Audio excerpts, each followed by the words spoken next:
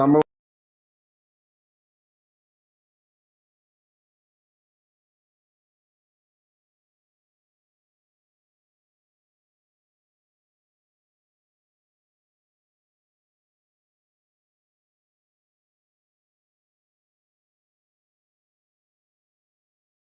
కృష్ణ నమో కృష్ణ.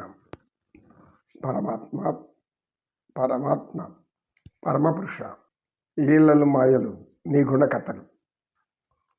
ఎవరు చెప్పుకున్నా నీ కథలను ఆనందాతిశయంతో వినాల్సింది తప్పితే ఎవరికి కూడా అప్రీతికరంగా ఉండదు. అది ప్రీతికరమై, మనోహరమై, మహానందకరమై, పంచభక్ష పరమాన్నంలాగా ఉంటుంది. అలాంటిది నీ లీలలు, నీ తత్వాలు. శంకర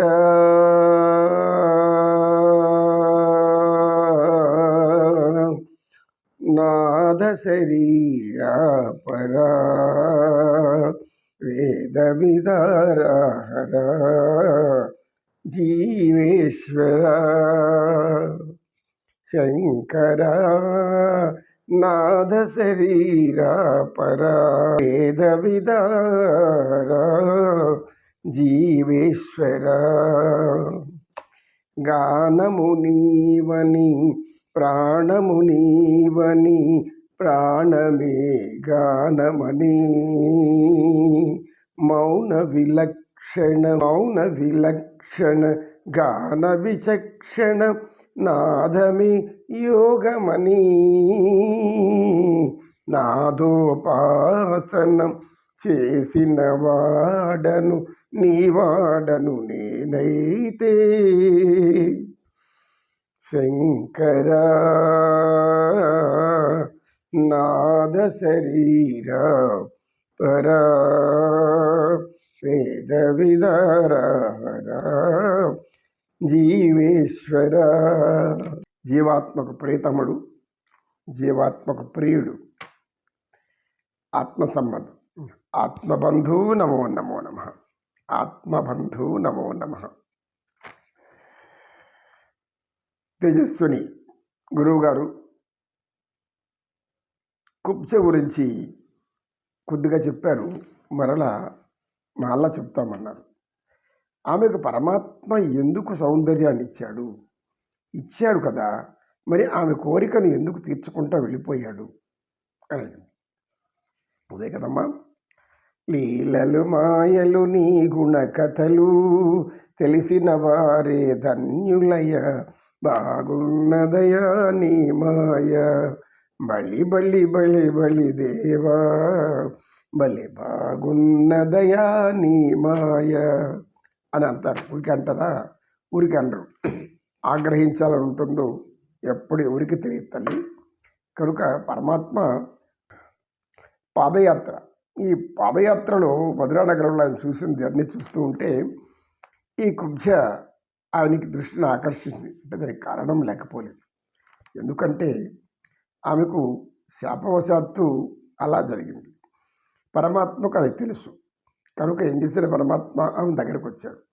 ఎవరి దగ్గరికి పోని పరమాత్మ ఆమె దగ్గరికి ఎందుకు వచ్చాడు? అక్కడ అనేక మంది స్త్రీలు ఉన్నారు, గృహిణులు ఉన్నారు, యవ్వనవంతులు ఉన్నారు, అందరూ చూస్తున్నారు వీళ్ళిద్దరిని ప్రత్యేకంగా.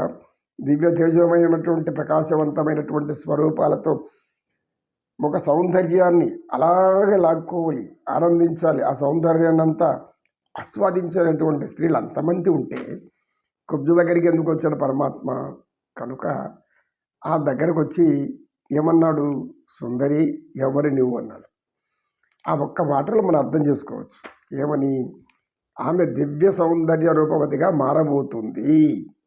లేకుంటే అష్టవక్కరగా అంటే త్రివక్కర, గూని వంగిపోయి ఉంది, నడుము వంకరగా పోయింది, తల వాలిపోయి ఉంది. ఇలాంటి స్త్రీని, వికారంగా ఉన్న స్త్రీని సుందరిని ఎందుకంటాడు అన్నాడు. అనగానే ఆమె ఆశ్చర్యంగా అలా చూసింది. నన్ను సుందరి అంటున్నాడు ఎందుకు? ఆమె లోపల ఏదో బాధ. సహజంగా ఎవరికైనా మనం సమాజంలో చూస్తుంటే పరమాత్ముడు అందరినీ అందంగా పుట్టించడు. తల్లిదండ్రుల పోలికలు పిల్లలకు వస్తాయి. అందము అనేది బాహ్య సౌందర్యం అనుకొని భ్రమపడితే అది ఇలా మామూలు మాయతో కప్పేస్తుంది. అలాగే కుబ్జను కూడా మాయ ఆవహించింది. ఆమె ఎప్పటి నుండో తన గూనిని, తన యొక్క ఈ యొక్క వంకర రూపాలని, తర్వాత ఈ ముఖ వికారాన్ని చూసుకుంటూ బాధపడుతూ ఉండేది. అందరూ ఇంత అందంగా ఉన్నారు, అందరూ ఇంత బాగున్నారు, మనం సహజంగా ఇది గమనించేదే కదా. అద్భుతమైన నగలేసుకుని వెళ్తున్నాను అనుకోండి, దివ్యాభరణాలు ధరించి ఉంటే లేని వాళ్ళు ఏం చేస్తారు, మనకి ఇట్లా అదృష్టం లేకుండా పోయింది, నా భర్త సంపాదించలేదు, నాకు ఇవ్వలేదు, భర్త మీదకి వెళ్ళిపోతుంది మనసు వెంటనే, ఎందుకు నగలు ఆభరణాలు నాకు తెలియలేదు. ఉన్నవాళ్ళు నేను కష్టపడి సంపాదించి నేనే కూడబెట్టుకొని, అంటే భర్త సంపాదించి ఇస్తుంటే కూడబెట్టుకొని ధరించేసుకొని నేను కష్టపడి సంపాదించిన ఆభరణాలు చేసుకొని కొందరు అంటారు. కొందరు గౌరవంగా అబ్బా నా భర్త చూడు నాకు ఎన్ని చేయించాడు అని అంటారు. ఇది సహజం, లోక సహజం. అదేవిధంగా అందంగా ఉండేవాళ్ళు కొంచెం నలుపుగాను కొంచెం బాగలేకను ఉండేవాళ్ళు వీళ్ళని చూసి ఏమనుకుంటారు, భగవంతుడు నన్ను ఎందుకు అందంగా పుట్టించలేదు, వాళ్ళ చుట్టే మగవాళ్ళు తిరుగుతున్నారు, నా చుట్టూ ఎవరు తిరగడం లేదు. ఇది ఇలాంటి సహజమైన మాటలు, సహజమైన ప్రవృత్తి మానవులు ఉండేది. ఇక్కడ కుబ్జ కూడా అలా అనుకునేది ఎప్పటి నుంచో, ఆ బాధ ఆమెలో ఉండేది. అయితే ఆమె చేస్తున్న సేవను గుర్తించాడు పరమాత్మ. మానవ సేవే మాధవ సేవ. మానవ సేవలో తరించడం భగవంతుని సేవించినంత పుణ్యం వస్తుంది అని చెప్పేదానికి ఇక్కడ పరమాత్మ చూపుతున్నాడు, తేడా చూపుతున్నాడు.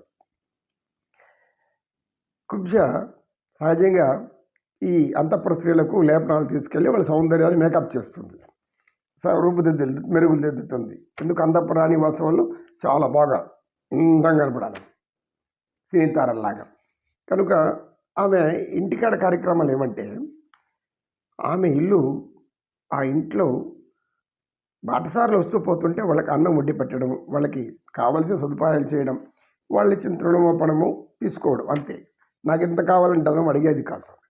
ఎవరిని నాకు ఎంత పెట్టండి అని అడగదు. ఎందుకు, ఏదో రాణివాసాలకు వెళ్తున్నందువల్ల కొద్దిగా భరణాలు అబ్బుతూ ఉంటుంది, వస్తూ ఉంటుంది. దాంతో అందరికి సేవ చేస్తూ ఉంటుంది. పురుషులు, భార్య లేని పురుషులకు అన్నం వండి పెట్టేవాళ్ళు ఎవరు ఉండరు. వాళ్ళకి ఈమె వంట చేసి పెడుతుంది, వాళ్ళ మనిషిట్లు విచారిస్తూ ఉంటుంది. ఇలాంటి జీవితాన్ని గడుపుతున్న ఆమెను పరమాత్మ ఎందుకు, ఆత్మ ఎలా ఉంటుందో పరమాత్మకే తెలుస్తుంది. అది ఎవరి ఆత్మలో ఏముందో పరమాత్మకు తెలియకపోతే ఇంకేముంది. అంతరంగముల అపరాధములు చేసి మంచివాడి వలె మనుజుడుండు, ఇతడు ఎరింకుకున్న ఈశ్వరుండెడు కదా, విశ్వదాభిరామ వినురవేమ. కాబట్టి వందే జగద్గురు. యదా యదా హి ధర్మస్య గ్లానిర్భవతి భారత, అభ్యుత్థానమధర్మస్య తదాత్మాం సృజామ్యహం. పైత్రాణాయ సాధూనాం వినాయస దుష్కృతాం, ధర్మ సంస్థాపనార్థాయ సంభవామి యుగే యుగే. గోవింద గోవింద. శ్రీకృష్ణం వందే జగద్గురు.